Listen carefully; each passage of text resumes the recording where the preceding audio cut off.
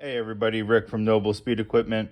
I have a bead roller here and it's seen very little use because it's crank powered and I'm one person and I usually don't have a second person in the shop to do anything.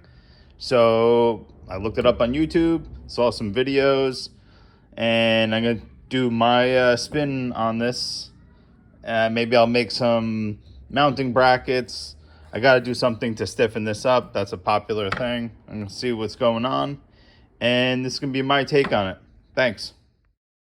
All right, so we got this bad boy apart. First I'm seeing in it. Nobody shows this in any of the videos. Looks like you got to take this little spool guard off for your fingers. And other than that, it looks like it's just pressed into this sheet metal housing. So let's see. All right, I got the 2 screws off of that. This is happening in real time. I've never done this before. It's not pre-rehearsed. I have no prior knowledge. Yep, just comes right off. Beautiful. All right, so it looks like they have a little, ooh, watch out. Jesus, snake. They have a little wave washer here.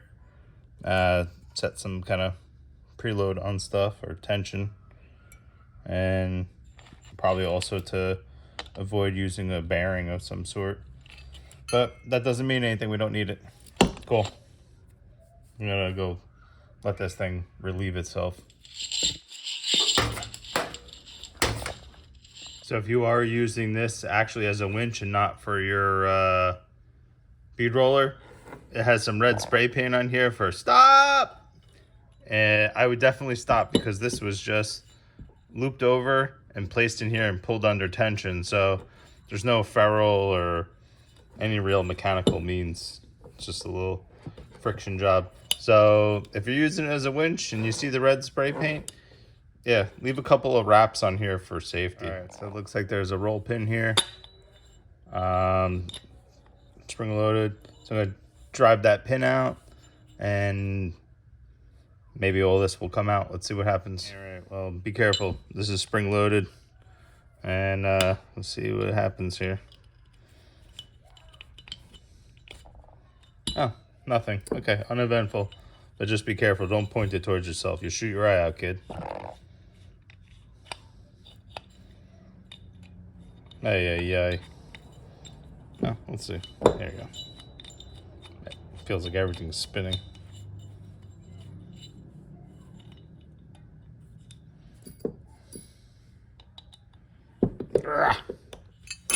Okay, there you go. Now shoot it out. There you go. Okay, so this is the gear. Goes in here. And then that drives this. Okay. So I'm going to try to figure out a way to keep that kind of coupled, I think, because I want to make this where I can bolt this on and off. All right, so this is the first thing that I'm coming across that I'm trying to see, like, do I make it better than, what I've seen? And I really don't know what they're doing on these videos.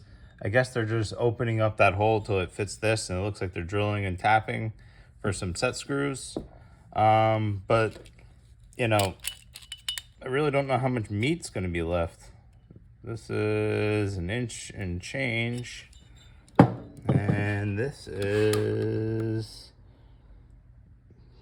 just under 1 inch. Oh, I feel like there's not going to be a lot of meat here for the set screws. And I know they're not going to be under terrible duress, but the set screws are what's going to be driving this on here. So if there's really not a lot of meat on the threads, I don't know how I feel about that. Let's see what I come up with. I don't know. All right, well, daytime has turned into nighttime. You just hear crickets, no kids on trampolines. So all this stuff is a little bit too hokey to use in its current form, especially since it looks like this wall thickness on this is really pretty thin and to be putting set screws in it. I'm sure it's fine, but I'm of the philosophy, if you're gonna do it, do it. I tried to see if we could find a coupler for this, but it's a homemade size for this whole planetary set in here. Really, it's not metric. It's not, you know, whatever. I'm over that. So I did some measuring, did some conferring and confiding, and came up with some mounting for the motor, and it came up with a way to drive this, which will be coming up in the next video. And you know, you certainly could use this mounting plate. I know people do, but that's, you know, the mounting. And by the time you get this all sorted out and weld this on, this other plate that I made up the file for, it's gonna bolt on and using these and mount the motor on here. It's all scienced out. It all works. I know what hardware I need. I have that on order.